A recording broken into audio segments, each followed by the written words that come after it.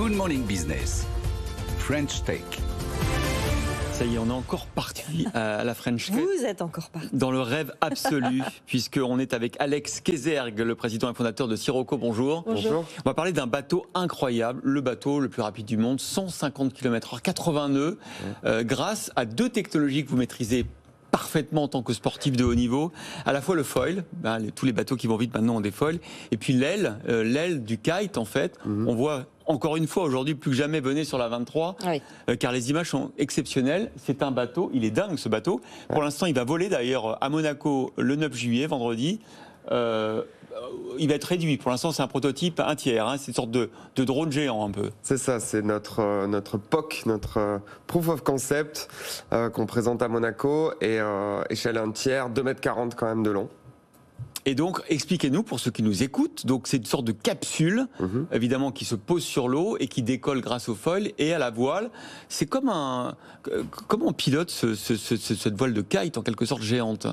On a une aile de kite qui fait entre 30 et 50 mètres carrés. Ouais. Et effectivement, dès qu'on atteint une certaine vitesse, la capsule décolle, on ne touche plus l'eau, on réduit les frottements et du coup là on a toute la pleine puissance de l'engin et effectivement c'est un petit peu challenging à contrôler mais ça s'apprend. Vous êtes champion du monde de kitesurf, multi-recordman de vitesse sur l'eau. Qu'est-ce qui vous a amené à ce projet? C'est quoi votre démarche? Ouais, c'est avant tout d'essayer de rendre à la mer ce qu'elle me donne au travers de mes passions, ce qu'elle m'a donné pendant plus d'une quinzaine d'années.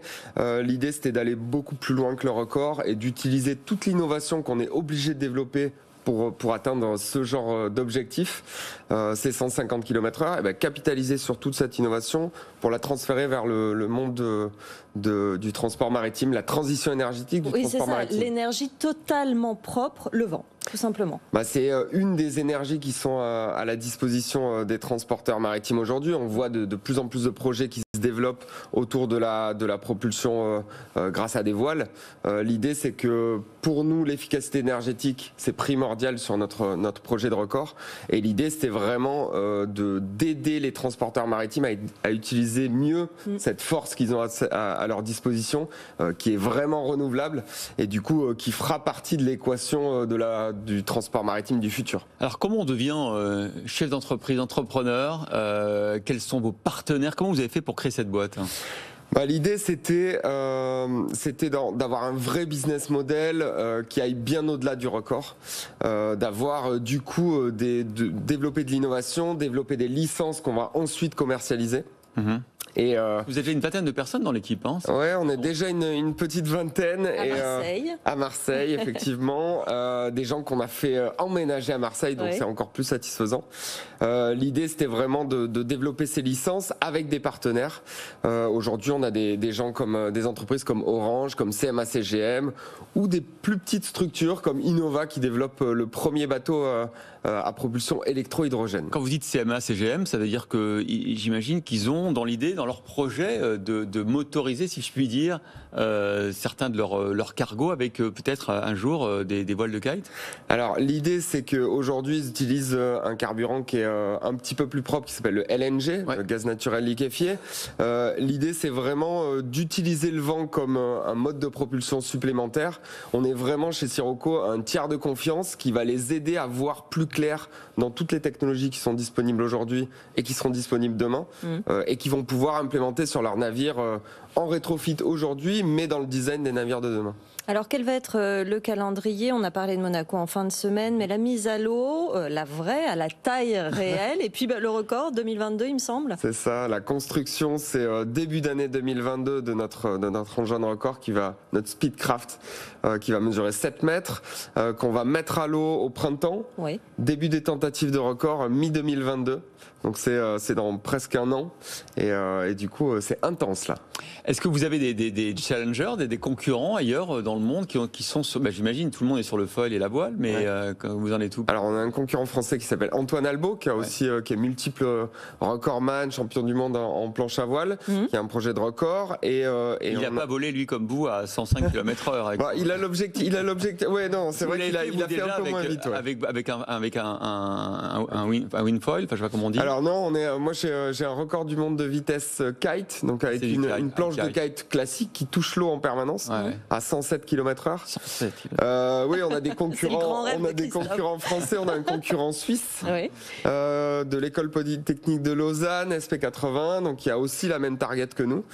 Donc il y a de la concurrence, il y a de la pression, mais on est plutôt confiant. Le record que vous allez battre là, il date de 2012, vous nous le rappelez ? Sail Rocket, un bateau australien qui a fait ça en Namibie à 121 km/h. Vraiment, l'objectif avec notre engin de vitesse, c'est de pulvériser ce record-là et d'atteindre 150. Donc ça fait une grosse marche à atteindre. Il faut absolument un record comme celui-ci, pour être crédible sur le plan industriel et pour mener l'étape suivante qui est, on le voit, des coopérations très concrètes, par exemple avec CMA, CGM. On n'attend pas ce record. Le record, c'est vraiment un objectif qui va nous obliger à innover. C'est vraiment aussi effectivement un coup de projecteur sur les capacités du lab, les capacités à innover. Mais ça fait partie de l'équation. C'est ces modèles-là qu'on utilise. On utilise des moonshots, donc des exploits pionniers qui nous poussent à innover. Le premier étant ce record du monde de vitesse absolue. Pardon. Vous allez rester à 20 personnes à Marseille, ou alors la construction, elle va prendre combien de temps d'ailleurs cette construction ça va quand même aller assez vite, 3 mois. Ça va nécessiter davantage de personnes ? Alors effectivement, l'objectif avec Sirocco, c'est de grandir. Et notre capacité, elle ne sera pas forcément dans la construction de l'engin, puisqu'on s'appuiera sur des partenaires dont c'est la spécialité, mais plus la conception. Donc oui, la conception, on va avoir besoin de plus de monde, et plus de monde aussi pour développer toute l'innovation qu'on a déjà démarrée. Quel est le profil de la vingtaine de personnes qui travaillent avec vous ? Ce sont des ingénieurs, des informaticiens, dites-nous un peu. Sirocco, c'est le couteau suisse. On a besoin de plein de profils différents. On a des ingénieurs, on a des docteurs en physique, on a des prototypeurs, mais on a aussi des développeurs web, des développeurs informatiques qui développent les plateformes logicielles qu'on crée chez Sirocco. Donc vraiment, on a besoin de tous les profils. Et d'ailleurs, je fais un appel, si jamais ça vous dit d'embarquer avec nous dans un projet fou d'innovation, n'hésitez pas. Vous avez des étoiles dans les yeux, là. J'imagine que l'échéance de vendredi, c'est un gros enjeu. Vous l'avez déjà fait voler en secret avant de le montrer à tout le monde à Monaco. Ça fonctionne, là, ou pas ? Alors, on a fait voler différents éléments. Après, on le fait voler sur l'ordinateur, ce qui est déjà pas mal. Et on pense pouvoir aller très vite avec ce drone. Donc, rendez-vous vendredi, 9 juillet, à Monaco. C'est ça. Vous reviendrez sur le plateau, en différentes étapes. Avec plaisir. Obligatoire. Merci beaucoup, en tout cas, Alex Keserg, d'avoir été avec nous, un président et fondateur de Sirocco.